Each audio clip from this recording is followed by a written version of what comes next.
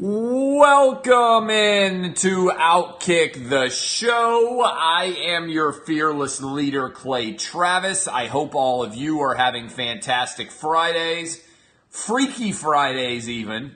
I'm not going to change body and get into Chris Brown's body. Oh, look who's hip now. Turn it into a story. I'll be all on top of it. But we do have a lot to get to today to help you get through Friday. And by the way, I know that my haircut, if you are a woman and you're watching this right now, I know it's hard for you to keep your pants on. But unless you're in the privacy of your own bedroom, it's not appropriate for you to take your panties off and just start throwing them right at the screen in front of you. I know you may be tempted to do it. I know it may be irresistible. I know you feel like you're seeing Axl Rose on the stage back in the 1980s. The raw sex appeal and charisma is almost overwhelming. But let's be honest here. I can't let you do it. I can't let you risk your marriage. Can't let you risk your boyfriends. This haircut, it's got it all working. I'm going to be out in Nashville tonight. Don't think there's going to be a girl with pants on anywhere in the vicinity of my restaurant. All right. Much to get to. Much to discuss today. I appreciate all of you. Thank you for hanging out with me. We got a loaded show. But before we get going any further, it's NHL playoff season and it's also NBA playoff season. Do you know the best place to go to make sure that you get the best possible number if you are going to gamble? Sportsbookreview.com. If you want to make sure, there's a big difference offshore, Vegas, everywhere else. All these numbers are different. If you love a side, make sure that you make the right decision and get on the right side because it can be the difference between winning and losing. Go to sportsbookreview.com. And I am guaranteeing you that you'll be glad that you did. All right, rundown. What's happening? We've got several things to get to. The Oklahoma Thunder have suspended their announcer for saying that Russell Westbrook was out of his cotton-picking mind. This is one of the most ridiculous things I have seen in the world of sports in the past several years. It reminds me of our friend Doug Adler at ESPN who got fired for saying guerrilla effect, meaning like the style of warfare, as opposed to the animal during a Venus Williams match. His intent did not matter. He was fired regardless. I'm going to talk about this with you. We have got much to get to. Chick-Fil-A has been ripped in New York City over their Christian values. I'm going to do an expose for you to explain why this is unfair treatment and why the rules aren't evenly applied. I'm a big rules guy when it comes to applying them evenly. You may not like me, but I'm an asshole evenly to everybody. That's the best I can do. I'm going to be an asshole to everybody evenly, regardless of your race, regardless of your gender, regardless of your religion. I am going to be an equal party offender asshole. You may not like me, but at least if you listen to the show or watch this show enough, you'll understand that's exactly what I do. Dez Bryant's been released by the Dallas Cowboys. Bob Iger, remember when all the big left-wing media circle jerkers were saying, oh, look at Clay Travis talking about how Bob Iger is going to run for president and trying to explain the direction of ESPN and Woke Center based on that? Yeah, he admitted it in a Variety puff piece. I haven't gotten any apologies from all the people who said I was a conspiracy theorist, I was crazy. It's amazing how often, if you watch this show or you read Outkick or you listen to the radio show, that what I say ends up being true months after I first said it. And we'll talk about the playoffs in the NHL that have happened so far. In particular, hockey guys have been coming after me on social media. All that and more. But I want to start by telling you once more, we're going to have an Outkick the weekend in Vegas. Only way you can get in, be a VIP. Can sign up for the VIP online, or the other way to do it is by going to my friend Ryan Kelly at thehomeloanexpert.com to get refi, to get pre-qualified, to get ready for a mortgage. You'll be glad that you did it if you can. Make that move, and you do it in April, and you tell them Outkick and Clay Travis sent you. That's thehomeloanexpert.com. I'll give you a free weekend in Vegas for the weekend of Outkick the weekend. All right, this is an official statement that was put out probably a half hour ago, maybe an hour ago, from Brian Davis. He is the Oklahoma City Thunder announcer. It is with great remorse and humility that I accept this suspension for the insensitive words I used during Wednesday's broadcast. While unintentional, I understand and acknowledge the gravity of the situation. I offer my sincere apology and realize that while I committed a lapse in judgment, such mistakes come with consequences. this is an appropriate consequence for my action. It is not an appropriate consequence for his action because he did nothing wrong. Now, I don't know where you guys are all from, but I grew up in the South, and I have heard the phrase cotton picking for my entire life when it is being substituted by a religious person so that he, typically a guy, does not otherwise curse. I have heard it from men. I have heard it from black men and white men. I have heard it from women, black and white. I have heard it from teachers. I have heard it from Sunday school teachers. I have heard it my entire life, never in any way in a racial connotation. The way the phrase is used is, now wait a cotton picking minute, like it was used in the game. He's out of his cotton picking mind. It is used instead of an expletive. Out of his damn mind, out of his fucking mind. If you are religious and evangelical, you try not to curse, and as a result, cotton picking is a phrase that is used in front of that. This is not even remotely controversial. It's not racial. It is in no way, in any way at all, racist. Moreover, we need to stop. This is driving me insane, by the way. Sometimes I feel like today, like I live in an upside down world, and not the cool kind like in Stranger Things, an upside down world where logic and fact and reason have no basis anymore. If stupid people are offended, and they have no reason to be offended, do you know what you should say to those stupid people? Suck a dick, dumbasses. You're not getting an apology from me. You are wrong. I'm not going to apologize to you because you are too ignorant to know what the actual truth is. This is what the Houston Texans owner, Bob McNair, should have said when people were all riled up over him saying that the inmates were running the prison. It's a colloquial expression. It's an idiom. Here is the truth of the matter. If you believe that it is offensive to say that somebody is out of their cotton-picking mind, that's a you problem, not an announcer problem. This is a problem I had with LeBron James when LeBron James said, oh, Phil Jackson was racist for using the word posse. We are expanding the universe of discourse that is considered racist on a regular basis and actually harming legitimate conversations we could have about race in this country. When you are suspending a white guy for saying Russell Westbrook is out of his cotton-picking mind, you are feeding further into the fallacy that people should be listening for words and harmed by those words. And even if they're harmed by words that are not actually harmful, their opinions should be validated and a suspension should be given. It's not right. It's flat out wrong, because what you are teaching people is that words are more important than actions. Look at what happened with our guy out with the San Francisco 49ers, Reuben Foster. Reuben Foster is charged with 3 felonies beating the shit out of a woman. Do you know what the San Francisco 49ers said when those charges came down? We're still committed to him. Think about this for a minute. Reuben Foster is accused of rupturing a woman's eardrum and beating the crap out of her, charges that are very serious and felonious in nature. And the San Francisco 49ers came out and said, we're standing behind him.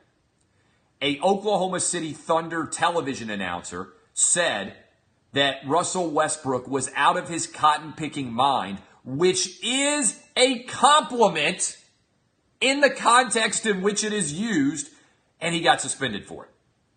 First of all, this is absurd, because the idea that only black people picked cotton is fundamentally refuted by literally all of history. Lots of white people picked cotton. Lots of people of different races in different parts of the world picked cotton. All right? Words have contextual meaning. I saw Doug Gottlieb tweet this. If I call you a motherfucker, I'm not literally saying that you are fucking your mother, right? That's not the way that word is understood, even though that's literally what it means. And if I say to you, hey, wanna fuck, that's different than me saying, fuck you, right? Every single one of you understands this. We have lost the ability to understand context in this situation like these. This is, first of all, a compliment. He's out of his cotton-picking mind was a compliment directed towards Russell Westbrook, who was playing lights-out basketball. It's intended to be a compliment. Secondly, it's not actually offensive. Just because it has the fucking word cotton in it does not mean it's offensive. Should I take my shirt off and make women everywhere take their pants off even quicker because of this haircut in comparison with my ravishing good looks? Shirtless? It's cotton. Is it offensive to wear cotton now? Should we burn it? Should Will Ferrell have to edit Elf and apologize for saying that he was, and I quote, a cotton-headed ninny muggins? Words matter in context. Okay? That is the truth. And when things like this happen, all context is lost and we're setting awful precedents. The Oklahoma City Thunder had an opportunity to say, in context, this was not an insult. We are not going to take any actions at all. Instead, they decided to suspend him, and I'm losing my mind over it. It's making me question what is happening in the world that we live in. And also, if you are triggered and believe that this should be a suspension, congratulations. You are helping to ensure that Donald Trump gets reelected.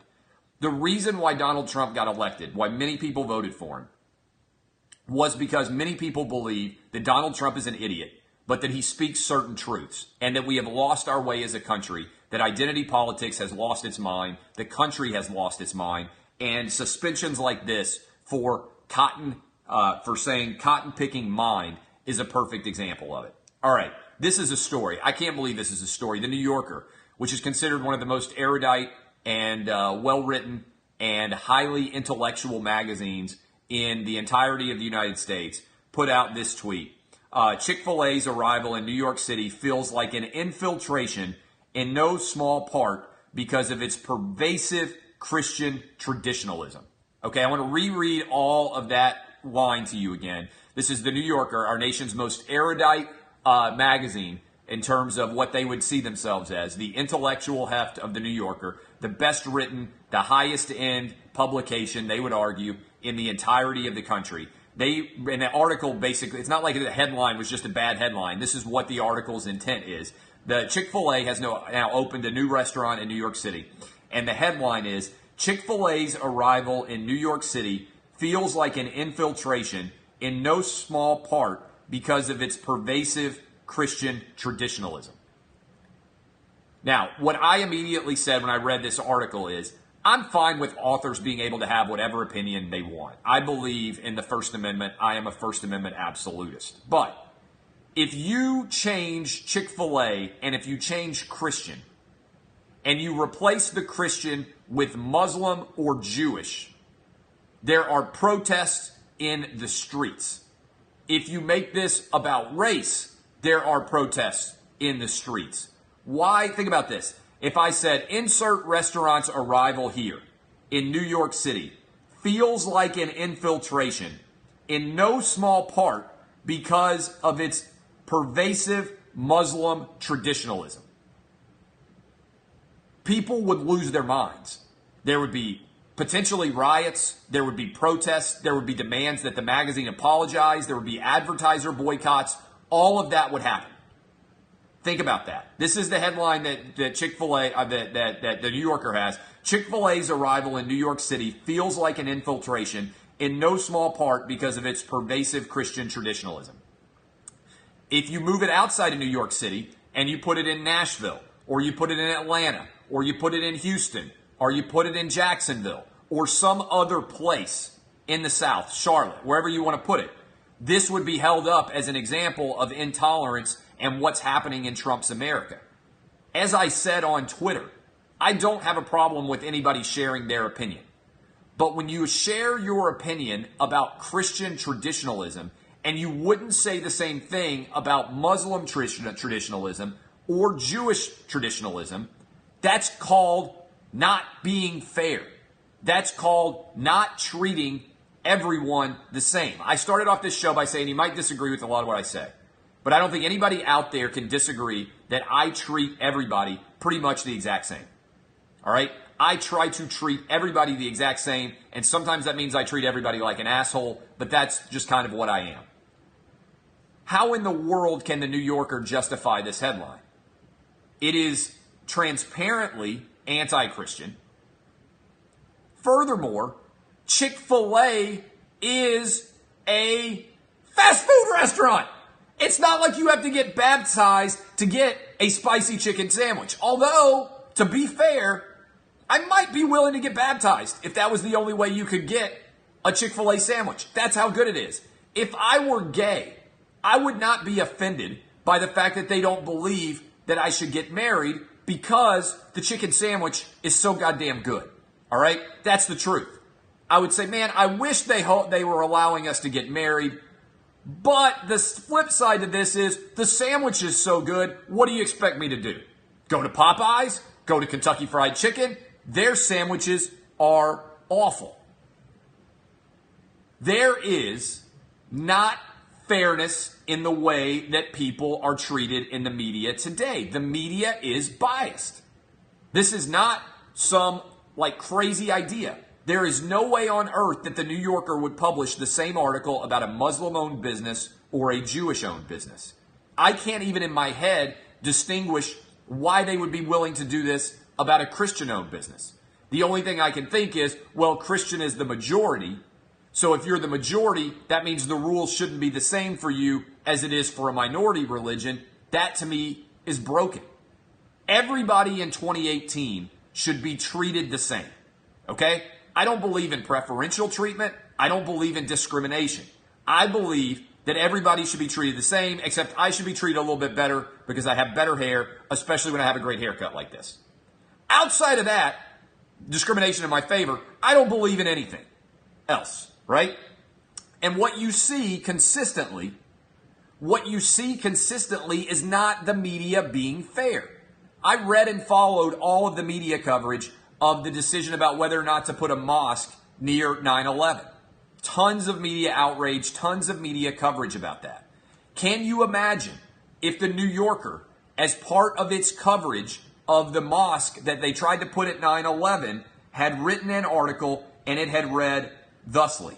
Okay? Can you imagine if they had read the new mosque's arrival near 9/11 in the 9/11 site of 9/11 in New York City feels like an infiltration in no small part because of its pervasive Muslim traditionalism. That would have been considered beyond the bounds racist.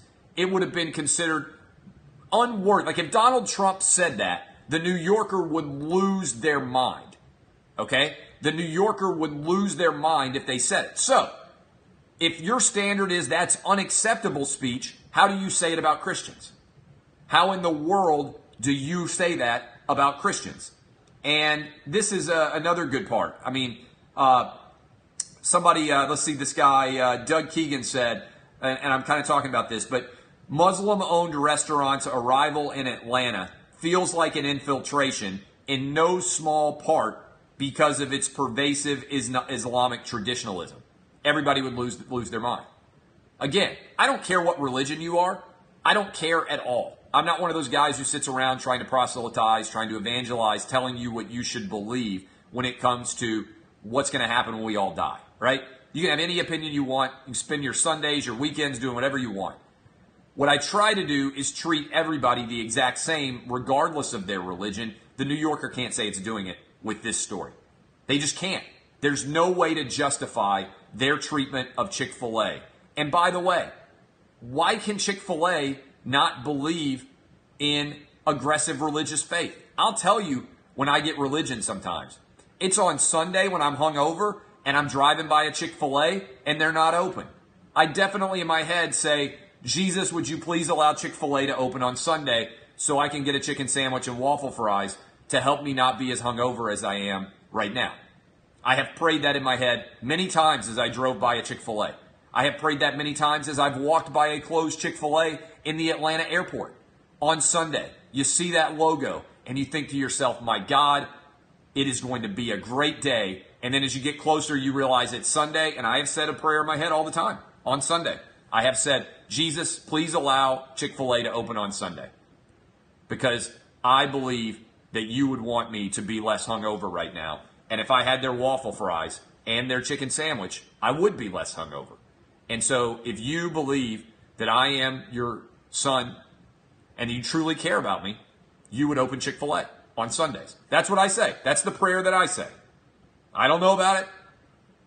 Not necessarily just, but that's what I say. All right, a couple other things I'm going to get to, and then I got to go get Frosties because the Preds scored 5 goals last night, and all my boys are excited about it. Did you see Bob Iger announce that he was going? Dez Bryant.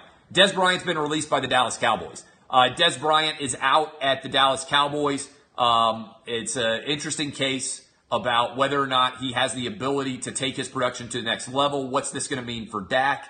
I am utterly fascinated by the Dallas Cowboys situation because I think right now they are in a precipitous danger. I think that Dez Bryant was important, even though he wasn't the downfield passing threat that he had been under Tony Romo.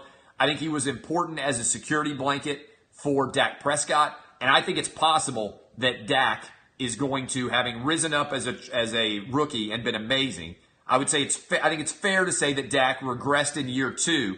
I think we may see a full regression to the mean in year 3. We'll see what ends up happening with Dez Bryant. I think this is a big story. I'm curious to see what the value of Dez Bryant is on the open market. I don't know how much he has left.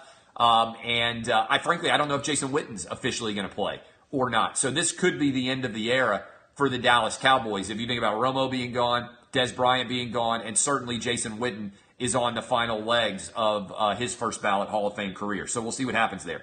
I don't know if you guys saw this. There's a huge profile piece in Variety.